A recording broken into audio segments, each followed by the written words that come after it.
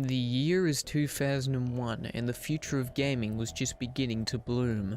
With the introduction of 3D graphics from the late 90s, games were starting to take form in becoming a medium for cinematic epics and stunning visuals. Games such as Tomb Raider had proved that action games based in the third person could be a great success. This inspired a little company by the name of Remedy Entertainment, who had been known for their first game, Death Rally, to create something that would improve upon the formula tenfold. And that game was Max Payne.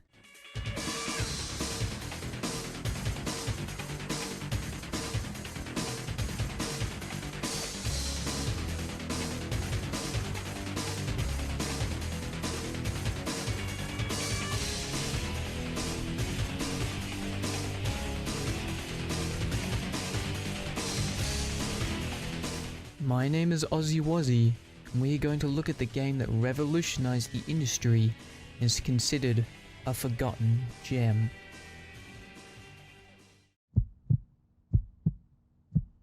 The first steps into making Max Payne a reality came in the form of its design. The concept of a cinematic movie-like action paired with a gritty noir crime thriller set in the streets of New York was genius in itself.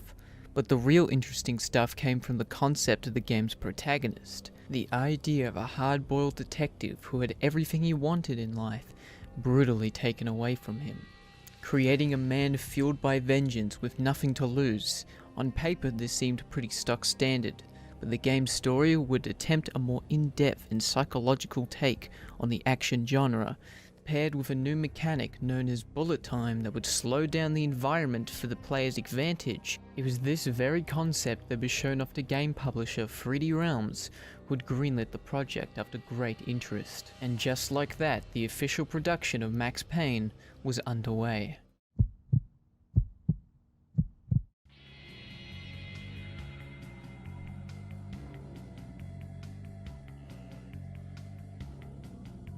With the green light and everything set to go, Remedy wasted no time making their dream a reality, flying designers to New York to take literal thousands of photos for their mapping and level design.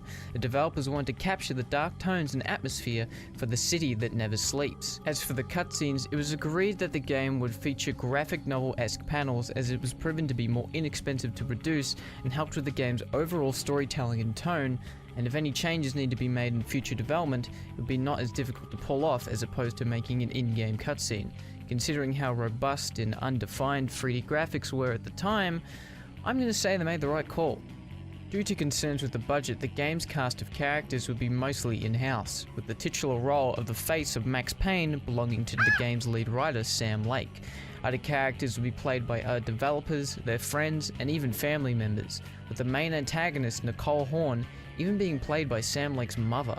Although in hindsight, some of the game's panels can be a little goofy or weird and sometimes even looks like Max is trying to pull off a Jim Carrey impression, I think it adds to the charm of a low-budget game, and considering this was 2001, it's really not that bad. The public would have their first chance to see what Remedy Entertainment had been working on in 1999.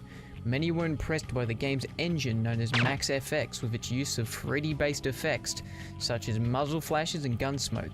Creating a great interest in the game's potential, the game was originally scheduled for a summer release later that year. However, due to setbacks and a total revamping of the game's graphics and lighting, the game would finally be released on July 23rd, 2001 for the Windows PC. So now the question is, how does it play?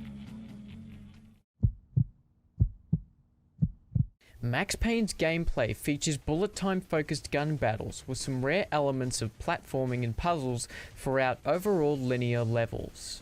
And while from their explanation it might not seem very deep in regards to mechanics, but its overall use of bullet time and freeform aiming that gives the player a great sense of control in the fights, not having to rely on auto aiming or cover based systems. However, despite from this form of control, Max is far from overpowered, with his damage consumption rating pretty low, with any well-placed shot even at full health can spell disaster, making the game quite difficult even on standard difficulty. While that seems like a complaint, I can assure you it's a sense of vulnerability that really ingrains into the experience of being Max and making every gunfight feel all the more epic. From narrowly avoiding bullets that surely would have ended your life, to smoking a bunch of guys in a hail of gunfire that makes you feel like a right and proper badass. That being said, if you're a fan of accuracy and consistency with the weaponry, you'll be a bit disappointed, as the guns don't really shoot exactly where you aim, but more in its general direction. The inconsistency lies mostly where the bullets hit their mark, as sometimes you can shoot a guy from across the way with a shotgun,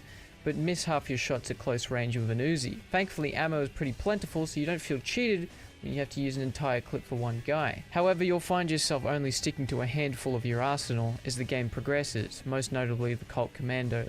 The game's movement is pretty consistent with what you'd see in a modern third-person shooter. That's what makes it so easy to pick up.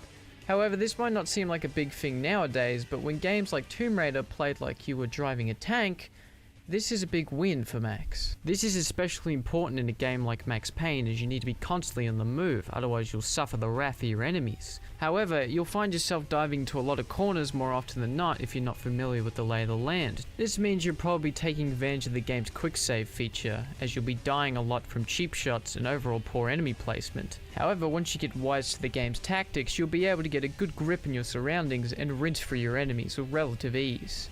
But the fact that you need to rely on this quick save feature as if it was a crutch relies to an issue with pacing, as you'll find yourself dying over and over again, and if you forgot to save, then you might have lost a lot of progress. The game's enemy placement can come off as brutally unfair, as they'll come at angles that you weren't even expecting, meaning that you would already have to experience it before you could even anticipate it.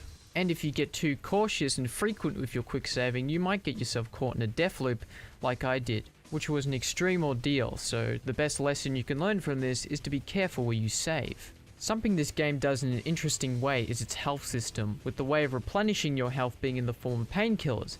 Instead of just instantly healing you up like most health items would, the game has you slowly deplete the damage you took, meaning in a firefight you can't just pop a pill and reverse all your wounds.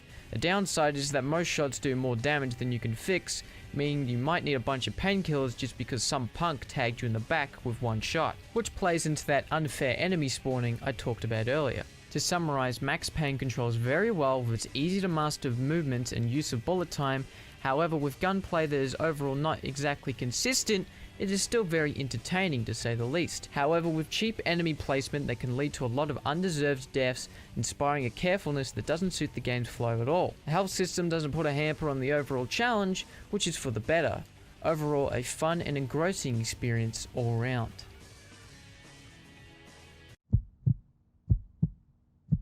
Earlier, I discussed the premise of Max Payne, but in this segment of the video, I'm going to discuss the game's story in a more in-depth manner. The story starts with a happy-go-lucky police detective in the NYPD named Max Payne. However, that all changes when he returns home one night to discover a group of junkies have broken into his home and killed his wife and baby daughter, under the influence of a drug known as Valkyrie, or V as it's called throughout the story. It's this traumatic event that sends Max off the deep end as he leaves the NYPD and joins the DEA, a department who's dedicated to stopping the Punchinello crime family, who's responsible for trafficking V and the death of Max's family. It's during his time in the undercover business is when Max is framed for the murder of Alex Boulder, Max's old police buddy. Being a fugitive and discovered by the mob, Max is alone, confused, and pissed off. Throughout the story, he goes through place to place and puts a bullet in pretty much anyone who's involved with his family's death. It's during this he encounters a woman by the name of Mona Sachs, a hired killer who, much like Max, is out to kill the head of the Punchinello crime family. However, she drugs him, and then Max is put through a chilling and downright spooky nightmare involving his dead family. Max wakes up captured by the mob, kills them all, and has the godfather of the Punchinellos at his mercy. However, it's shown that he is merely a puppet for a secret crime lord known as Nicole Horn, who is the CEO of the Acer Corporation, a company responsible for creating Valkyrie and is also for orchestrating the death of Max's family. After being drugged with V and experiencing another terrible nightmare, where I personally died 500 times, Max meets up with his fellow DEA agent known as BB, who actually orchestrated the death of Alex Boulder and framing Max in the process. After Max kills BB, he is called by a man named Alfred Woden. It is revealed that Alfred Woden is a part of a secret society known as the Inner Circle, and they offer to take away Max's fugitive status if he performs one task, and that is killing Nicole Horn. Max accepts this offer, and after narrowly escaping another gun battle, he manages to get to the Acer Corporation building, where he fights his way up the building and manages to get to Nicole Horn himself. However, she tries to escape in a helicopter, to which Max shoots down the cables holding up the massive antenna on top of the building, crushing the helicopter and destroying it. Max is then taken by the police, however he is not concerned as he sees Alfred Woden there at the scene of the crime. The game ends with Max being happy, knowing that he'll be able to get off scot-free. And that's it. That's the story. Now, I did not cover every single detail in the story, as I felt that if you really were interested, you could check it out yourself. However, I will give my opinions on it. There are a few nitpicks I can give, as for example, the mission where you go to the docks seems like it's just trying to fill out the game more than being relevant to the actual story. I feel like you could have cut that out and no one would have noticed. The character of Mona Sachs seems a little random at times, however, due to her involvement in the sequel, I'm willing to excuse that with hindsight. This game also includes some amazing Easter eggs, such as this one.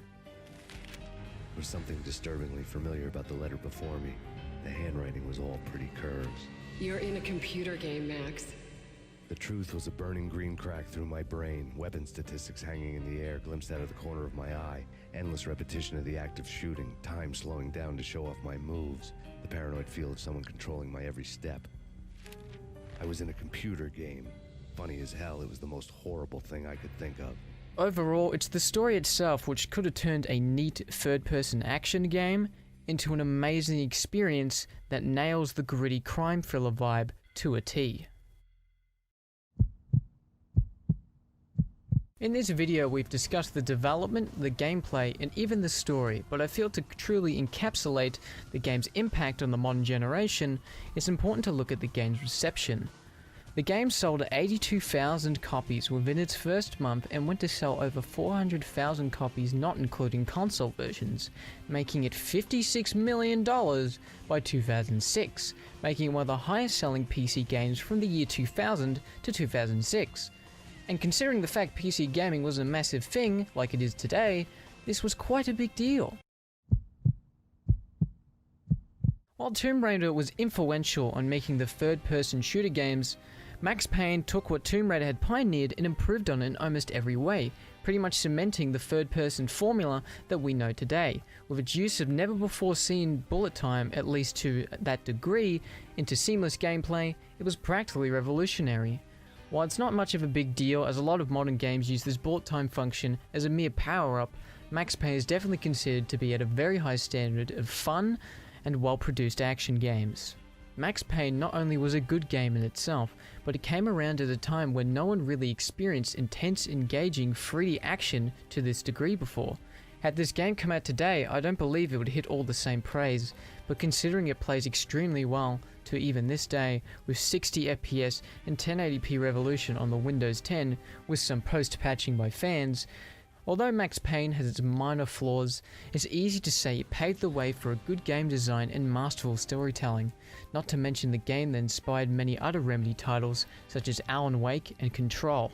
I've been making this video for a while now, and the point of it was to prove that this game, although despite being a smaller title, really paved the way for a new generation of video games and had such a great impact on me and many others. I hope you enjoyed watching this video, and if you have your own opinions about the game, I'd like to hear it. And if you want to watch more stuff like this, I recommend checking out Ray Civic's video on Max Payne. It's really in-depth and it's way better than mine. Thank you so much for watching, I really appreciate it. Be sure to like and subscribe, and if you want to support the channel, you can go to my Patreon. I'm Ozzy Wozzy, and I'll see you next time.